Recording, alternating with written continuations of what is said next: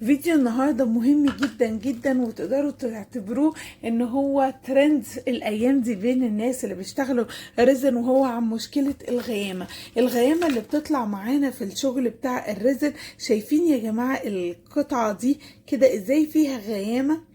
ده الغيامة او ان اللمعة بتاعت الريزن بتبقى قليلة او بايظة بالشكل ده، عاملة شبه القشطة كده بتبقى ظهرنا على السطح بتاع الريزن، عكس ما يبقى معانا قطعة بتلمع.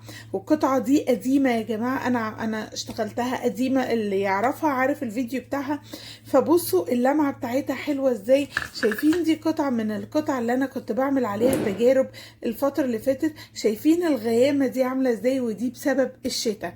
طيب احنا في الشتاء لازم نتبع اسلوب مهم جدا جدا، خطوات امشوا عليها بالظبط هيطلع معاكم النتيجة ان شاء الله تحفة. وانا اتكلمت عنها في فيديو قبل كده، بس لان الفيديو دوت بقاله فترة وفي اول القناة، فمعظم الناس الجديدة او المتابعين الجداد ممكن يكونوش شافوه وما زالوا بيبعتولي رسائل ومسجات في الكومنتات ازاي نقدر نحل مشكلة الغيامة واللمعة القليلة بتاعة الريزن. وعشان كده قررت اعمل معاكم الفيديو ده، اتبعوا كل الخطوات اللي فيه بالظبط علشان تعرفوا تحلوا المشكلة دي ازاي. طيب دلوقتي قدامكم ازازتين، ازازة هاردنر وازازة الريزن نفسه. خلاص، ازازة الهاردنر هنزقها على جنب خالص، نعتبرها مش موجودة. الفكرة كلها والمشكلة كلها يا جماعة ان في السقوعة بتاعة الشتاء والرطوبة الجزيئات بتاعة الريزن بتتقل قوي وتمسك في بعض وبتجمد. خلاص، فلما نيجي نخلطها بالمصلب الخلط ما بيبقاش، اولا بيبقى تقيل قوي، والخلط ما بيبقاش صح، بيفضل الجزيئات ما اتخلطتش بالريزن كويس بالمصلب كويس. اولا ممكن تعمل معانا فكرة التلزيق او الغيامة زي ما وريتها لكم. تعالوا نشوف مع بعض شكل الريزن عامل ازاي، ولما نعمل فيه خطوة اللي انا هقولها لكم هيبقى عامل ازاي.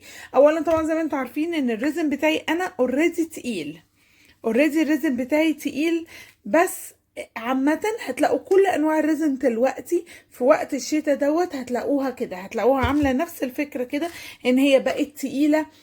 في اللي بيلاقيها مش شفافة، في بيلاقيها مبيضة. فتعالوا نشوف مع بعض شكل الريزن عامل ازاي. بصوا شايفين هو نازل بشويش قوي ازاي، وشايفين شكله انا منزلاه خالص اهو. شايفين يا جماعة تقيل ازاي؟ خلاص، تعالوا بقى نبدأ نعمل اول تجربة معانا. هرجع الريزن لان انا مش هشتغل حاجة دلوقتي. تعالوا نعمل اول خطوة من الخطوات اللي انا بقول لكم عليها، وترجعوا تشوفوا معايا الريزن شكله عامل ازاي. بصوا اللي انا عملته ايه. انا جبت علبة بلاستيك حطيت فيها مية دافية، الصراحة مايلة للسخونة. خلاص، يعني حاولوا تعملوها دافية بزيادة، يعني سخنة شوية. انا عن نفسي بعمل مية سخنة من حنفية المطبخ وبحط فيها ازازة الريزن. ازازة الريزن طبعا انتوا وقفوها كده، بس انا لان الازازة مليانة لغاية فوق، فعلشان السخونية توصل معايا والريزن يسخن حلو، فانا عن نفسي وقفتها كده. بس طبعا خدوا بالكم المية لو دخلت للريزن باظ الريزن بتاعكم. قبل ما بشتغل الاوردر بتاعي او المشروع اللي انا ناويه اعمله، بحط الريزن بتاعي في الميه السخنه او الدافيه دي بنص ساعة، ساعة الا ربع. فبنلغي من تفكير الريزن خالص، ان احنا في الشتاء الريزن بيبدأ يدفى، الجزيئات بتاعته بتفك، حتى هيبقى اخف. زي ما انتوا شفتوا لما انا صبيت منه جوه الغطا قد ايه كان تقيل قوي ولزج ونزل بشويش وكده. حتى كمان يا جماعة في التقليب بتاعه بيبقى بطيء قوي، يعني بتحسوا ان انتوا في كتلة بتقلبوا فيها. كمان بقى لما بيبقى عندنا كميات، لا التقليب بيبقى تقيل قوي وبيوجع كمان للايد.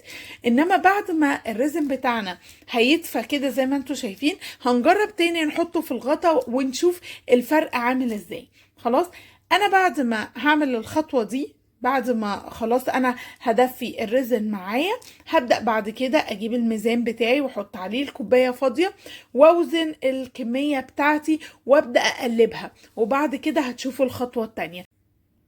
وهنا بقى بعد ما سبناه شوية في المية السخنة، تعالوا نشوف بقى خفيف ازاي. اول حاجه واهم حاجه يا جماعه لما تيجوا تشتغلوا لازم تنشفوا القطعه بتاعتكم، الازازه، او لو انتوا حاطين الكوبايه لازم تنشفوها، لان لو نقطه وقعت في الشغل بتاعك خلاص كده راح منك البروجكت كمان. تعالوا نفتح الازازه ونجرب نصب برضو في الازازه. انا زي ما قلت لكم انا مش هشتغل بروجكت، فعشان كده مش هصب في الكوبايه عشان اعرف ارجعه. بصوا هتشوفوا دلوقتي الفرق. شايفين يا جماعه خفيف ازاي؟ التاني كان لزج وماسك في بعضه وتقيل، شايفين هو حتى هنا خفيف ازاي؟ لو كنتوا لاحظتوا شكله في الغطا لما كان تقيل مختلف جدا. خلاص يبقى انا كده فهمتكم الفرق بين الريزن لما انا حطيته في المية الدافية او المايلة للسخونية دي عمل ايه في الريزن. بعد كده احنا هندخل في المرحلة التانية، وهي ان احنا نحطه على الميزان ونبدأ نخلط الكمية اللي احنا عاوزينها، ونشوف بعد كده المراحل التانية هنعمل ايه. بعد ما خلطنا كمية الريزن على المصلب المناسبة لنوع الريزن بتاعنا، هنبدأ بعد كده نحطهم هما كمان في مية دافية. خلاص اول حاجة ان احنا طبعا بنقلب في اتجاه واحد بشويش، انا مسرعة الفيديو اوكي. هنجيب مية دافية مش مية سخنة، لا مية دافية اهدى من اللي فاتت. ليه؟ لان طبعا يا جماعه سخونيه الميه بتسرع التصلب، فخدوا بالكم من الموضوع دوت، بالذات لو الريزن بتاعكم سريع التصلب لا ناخد بالنا قوي. خلاص وكمان ممكن تحطوا الكوبايه جوه الميه الدافيه دي وانتوا بتقلبوا، او تقلبوا بره وترجعوا بعد كده تسيبوا الكوبايه جوه الميه الدافيه علشان تهدى. هتلاحظوا بقى، لاحظوا بقى وركزوا معايا هنا، هتلاقوا البابلز ازاي بتطرقع لوحدها. كل دوت من السخونيه بتاعه الميه الدافيه اللي احنا عاملين فيها. الميه الدافيه دي هتساعد ان البابلز تمشي، هتساعد كمان ان الريزن نفسه يبقى سخن. ففي الحاله دي هنبقى بعيدنا خالص عن البروده بتاعه الشتاء. وبعد ما نتخلص من البابلز زي ما انتوا شايفين البابلز اهي قاعده بتفرقع، وكمان انا هجيب التورش بتاعتي واروح عامله من فوق كده البابلز علشان تمشي اكتر.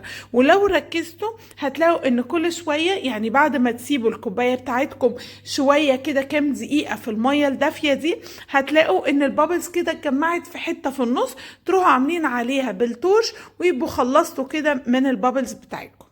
خلاص بعد كده هندخل في مرحلة تانية ان احنا نصب على القطعة بتاعتنا الشغل بتاعنا ونشوف هنصب عليه ازاي. بعد كده شايفين انا البروجكت ده انا عملته معاكم في الفيديو اللي فات، انا بصب عليه. وطبعا زي ما قلنا قبل كده احنا بنصب من النص ونبدا نوزع. ده لو ما عندكمش قالب لطبقه مثلا التلميع النهائيه، وهي دي بتبقى اهم طبقه اللي احنا عايزين فيها اللمعه كلها. خلاص بس انا اوريدي كنت شغاله لسه في القالب بتاعي، بس زي ما انتم شايفين انا صبيت اهو الطبقه وهبدا اوزعها على القطعه بتاعتي. واهم خطوه يا جماعه ان انا احطها في مكان دافي، ما ينفعش نحطها في مكان فيه سقوعه. فاللي انا عاملاه ان انا مخليه دفايه مخصوص، وهتيجي الدفايه دلوقتي في التصوير هتشوفوها، مخليه دفايه مخصوص صغيره كده بحطها في المكان دوت. انا الصراحه مخصصه عندي حمام زياده، فانا مخصصاه للريزن عشان الحاجه تتصلب فيه جوه بعيد عننا. اوكي فانا بشغل الدفايه دي قبل ما ابدا اشتغل بنص ساعه كده ولا حاجه، وانا شغاله في المشروع بتاعي هي بتدفي المكان. بعد كده باجي احط القطعه بتاعتي قدام الدفايه لزق. خلاص واسيب الدفايه شغاله، مش هسيبها نص ساعه، لا انا بسيبها 3-4 ساعات. وببقى خايفه احسن الفيشه تفرقع ولا الدفايه تفرقع ولا حاجه، ممكن افصلها شويه صغيره واروح مشغلها تاني. لو قدرت اكتر من 4 ساعات بشغلها، بحيث ان كده المكان بقى حر وكده لمعه الريزم بتاخدوها وبتبقى ممتازه. وبجد عن طريق الخطوات دي انتوا هتتخلصوا من الغيامه بتاعت الريزن دي خالص في الشتاء.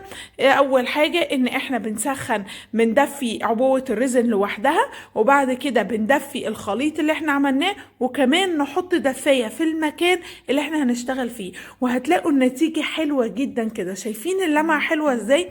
اللمعه دي ما تجيش في الشتاء يعني، فبجد النتيجه ممتازه. بس حاولوا تلتزموا بكل الحاجات اللي انا قلتها دي، وان شاء الله يا رب تبقى النتيجه حلوه.